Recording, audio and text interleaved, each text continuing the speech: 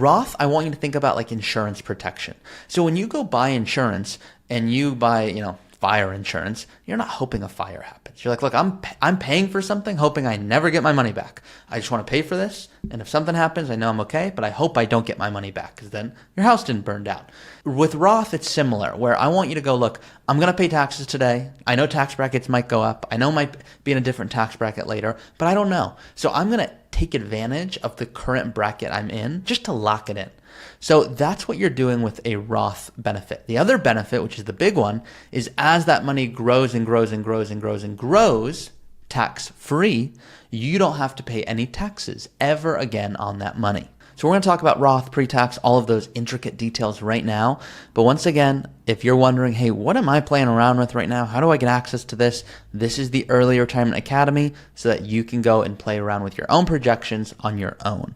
So what you can see in here is there's a lot. There's a lot of how long until, how long should I work? How much do I spend? What about healthcare? What about vacation? There's a lot of stuff in here. Now, right off the bat, their plan looks terrible. And some of you guys are like, oh my God, this is the scariest thing I've ever seen. That I don't want that to be us. We have $825,000. And this was a couple that was just saying, hey, what if we retired at 55 and spent $8,000 a month in retirement? And once again, I turned on that vacation for them. So I was saying, hey, I'm going to make them spend $25,000 a year. Real quick, let's assume they go, you know what, Ari, turns out $6,000 a month is plenty. We don't need $25,000 on travel. $10,000 is good. If you refresh that, just watch what happens to the plan. Well, it makes a difference, but it's not like night and day. Like they're still running out of money. So you're like, hey, this doesn't look too good. Well, what if they worked until 60? Now, I'm not saying to do that, but the point here of why you use this software is to ask yourself, okay, do I want to work till 60 and have $7 million?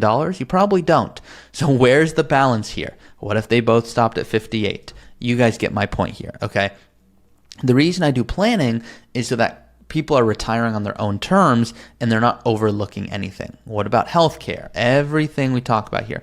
So now let's assume that they say, you know what, 57 and 56 for us, retire on our own terms. What are we thinking about? It gets us pretty close. We're at 88, Now this is all assuming, once again, they retire at 56, 57, they spend $6,000 a month, $10,000 on vacation, home improvements. There's a lot to this, okay? Now, what's a big consideration? Well, a big consideration is should they do Roth 401k or traditional 401k? Now, let's assume they do traditional 401k. Just for a second, humor me, okay? Now, they're going to do traditional 401k. So they're going to add more money. That's good. They add more money. So if they add more money, what's going to happen is they're going to have $309,000 if they were to pass away at age 90 based on everything I'm exactly showing here. Now, that's significant. Remember, without that 401k contribution, they were at nothing. But let's assume I turn that off and I say do Roth 401k instead. Same thing, just switching it to Roth. No pre-tax, no difference. You can see here, well, now it says $368,000. So the difference as to why they have more is the money's growing tax-free. So you're like, okay, I kind of see what you're saying there. There's a little difference, but I just I'm not really sold on it. I go, okay, let me show you a better example. Let's assume they both work until 58. And they're like, look, we're good with spending $6,000 a month, $10,000 on vacation. We're good with that. No Roth 401k. The importance of doing Roth or pre-tax grows as your investments grow. So here they are on track for $4.3 million. Now let's assume they said, hey, that sounds good to me. Like I want to die with $4 million. Most of you don't. Okay, most of you are like, look, that's too much money. I don't want to die with $4 million. But let's assume you did.